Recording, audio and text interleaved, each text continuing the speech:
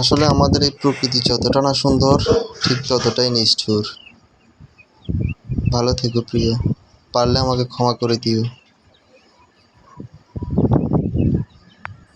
তো যাই হোক, যা হওয়ার তা তো হয়ে গেছে। আল্লাহ যা করে সব ভালোর জন্যই করে। আসলে একটা মানুষের বাঁচতে হলে তিনটা জিনিসই দরকার: খাদ্য, বস্ত্র, বাসস্থান। এর বাহিরে আমাদের যার কাছে যাই আছে সবই কিন্তু অতিরিক্ত। ইনশাল্লাহ যেহেতু আমার দুইটা গাভী থেকে আমি এতগুলো পর্যন্ত গরু করতে পারছি, তো সেহেতু আরও একটা মারা গেছে, তো কিছু করার নাই। আসলে এই জিনিসটা একজন প্রান্তিক খামারের জন্য খুবই ভয়ানক। একটা বাছুর মারা যাওয়া মানে তার স্বপ্ন পুরোই শেষ। যে বাছুরটা মারা গেছে সেটা হচ্ছে তার বাচ্চা।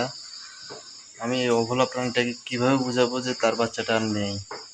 শেষবারের মতো সে দেখেছিল যে দরজা দিয়ে বের করছিলাম, এখন ওইদিকে তাকাই চিল্লাচিল্লি করে, অনেক ডাকাডাকি করে মাঝে মধ্যে, যে এখনো তাকাই আছে দরজার দিকে।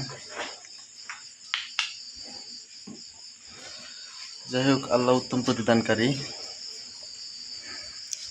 একটা ভুল থেকে মানুষের শিক্ষা হয়, যে কারণে বাছুরটা মারা গেছে। সে ভুলগুলো ইনশাল্লাহ আমি আর দ্বিতীয়বার কখনো করব না। আর বাছুরটা মারা যাওয়ার পিছনের কারণটা হলো, আমি আপনাদেরকে দেখাই।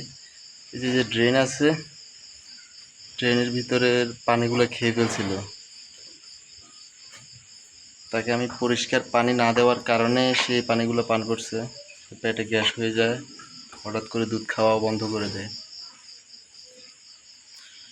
ইনশাল্লাহ সবাই দোয়া করবেন যাতে আবার ঘুরে দাঁড়াতে পারি। আল্লাহ হাফেজ।